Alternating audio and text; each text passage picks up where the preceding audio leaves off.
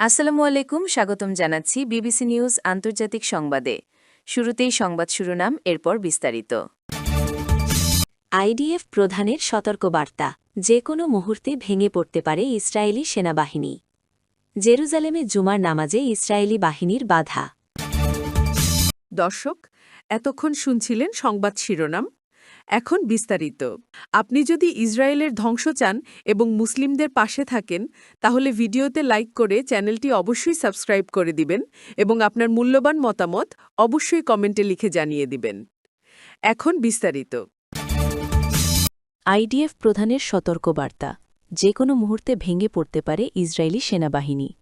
ইসরায়েলের প্রতিরক্ষা বাহিনী আইডিএফ এর প্রধান লেফটেন্যান্ট জেনারেল আয়াল জামির বলেছেন, জনবল সংকট সমস্যার দ্রুত সমাধান না হলে যে কোনো মুহূর্তে তাদের সেনাবাহিনী ভেঙে পড়ার ঝুঁকিতে আছে।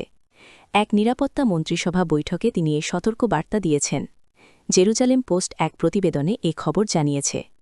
সামরিক সূত্রগুলোর মতে, চলমান সংঘাতের মধ্যে সেনাবাহিনীতে জনবল ঘাটতি নিয়ে গভীর উদ্বেগ তৈরি হয়েছে। এমনকি ভবিষ্যতে গাজা, লেবানন, সিরিয়া এবং পশ্চিম তীর সীমান্তে আরও বেশি সৈন্য প্রয়োজন হবে। প্রয়োজনীয় সংখ্যক নিয়োগ না হলে বিভিন্ন এলাকায় বড় ধরনের ঘাটতি দেখা দিতে পারে।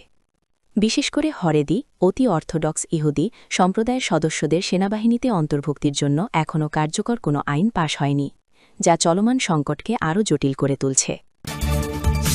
জেরুজালেমে জুমার নামাজে ইসরায়েলি বাহিনীর বাধা।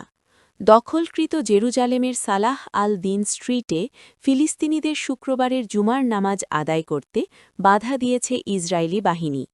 ওয়াফা নিউজ এজেন্সি তাদের প্রতিবেদনে এ তথ্য জানিয়েছে। স্থানীয় সূত্র জানিয়েছে, ইসরায়েলি বাহিনী ওই সড়কে প্রবেশ করে কয়েক ডজন মুসল্লি ও ইমামকে মাত্র ৩ মিনিট সময় বেঁধে দেয় নামাজের আসন ছেড়ে চলে যেতে। এরপর তারা জড়ো হওয়া মুসল্লিদের নামাজ আদায় করতে না দিয়ে জোরপূর্বক সরিয়ে দেয়।